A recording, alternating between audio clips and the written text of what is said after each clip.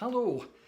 At this time of the year, I'd normally be busy giving talks and lectures and doing book signings in various parts of the country, but COVID-19 has put paid to that. Instead, here I am on YouTube, offering a short reading from my new book, Come by the Hills, which will be published later this month.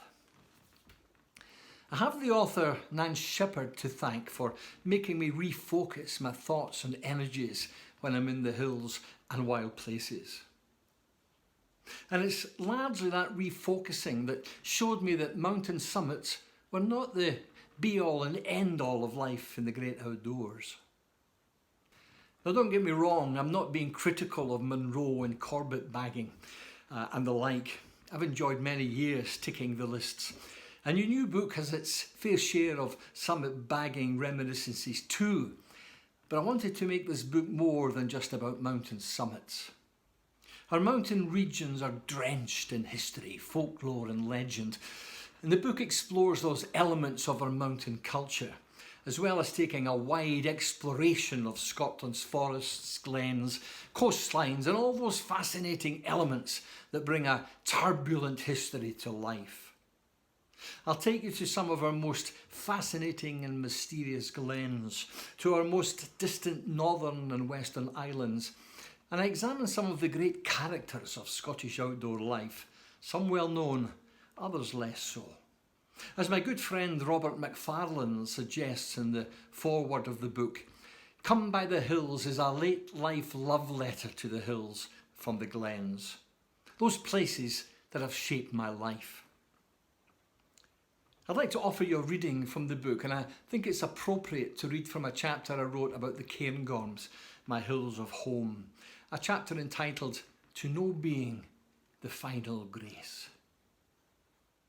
Back in the mid-70s, Hamish Brown urged me to read a slim book about the Cairngorms.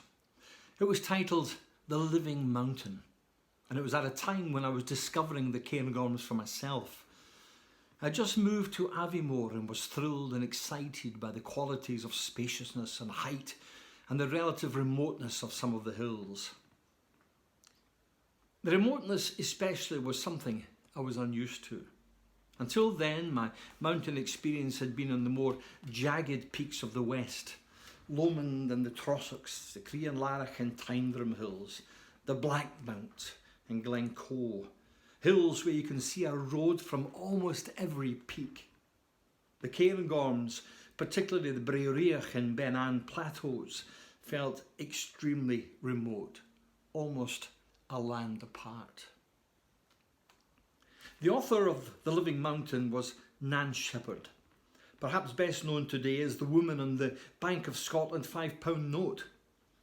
Nan was a reasonably successful novelist and poet, a good friend of Neil Gunn and a contemporary of Lewis Grassic Gibbon. But it was her work as a geopoet, if I may use such a term, that has been widely acclaimed by literature experts and academics alike, as well as many of us who love the hills. The focus of that work, The Living Mountain, published in 1972 but written during the 40s, has enjoyed a resurgence in popularity in recent years, a renaissance championed by respected writers like the author and Cambridge academic Robert Macfarlane. Now, I don't claim to be an expert in literature, and I'm certainly not an academic, but I am a writer and a mountaineer in the broadest sense of the word. And while I find some of Nan Shepherd's writing to be almost impenetrable, I've certainly found some aspects of the book fascinating, particularly those sections that chime with my own Cairngorm experiences. At the time of publication, Nan Shepherd's book cast a new light on these big, burly mountains and encouraged me to look at these mountains generally in a different way. I began to focus more on the micro, the lichens, plants and birds, as opposed to simply concentrating on the big picture and the macho determination to bag summits. In many ways, Nan Shepherd's writing about the Cairngorms made me open my eyes and refocus. As I've suggested, there are sections of Nan's book that kind of lose me. To a lad from Govan, Zen Buddhism was a leftover from the hippie days of the 60s. But having said that, I thought it was well worth examining some aspects of her poetic treatise. Aspects that perhaps offer food for thought for those of us who climb hills. Ideas and notions that, for me, provided a pathway to other works of transcendent mountain literature by the likes of Barry Lopez, Ralph Waldo Emerson, H.D. Thoreau, Aldo Leopold and Gary Schneider. In the book, The Living Mountain, Nan Shepherd asserts, "To aim for the highest point is not the only way to climb a mountain. We must abandon the summit as the organising principle of mountains. The talking tribe, I find, want sensation from the mountain, not in Kate's sense. Beginners, not unnaturally, do the same. I did myself. They want the startling view, the horrid pinnacle, sips of beer and tea instead of milk. Yet often the mountain gives itself most completely when I have no destination, when I reach nowhere in particular, but have gone out merely to be with the mountain, as one visits a friend, with no intention but to be with him." So before you all start throwing your Munro's tables at me, it's worth recalling that Nan Shepherd wrote The Living Mountain in the 40s, although the book wasn't actually published until 1972. By 1949, only 15 people were recorded by the Scottish Mountaineering Club as having climbed all the Munros. The Munro bagging phenomenon didn't really begin until later, and while folk did collect summits in those early days, there was a much greater emphasis on exploration, as Nan Shepherd's exploits in The Living Mountain suggest. And there can be few better places for high-level exploration than the Cairngorms. The whole range is rich in what Nan Shepherd calls the recesses.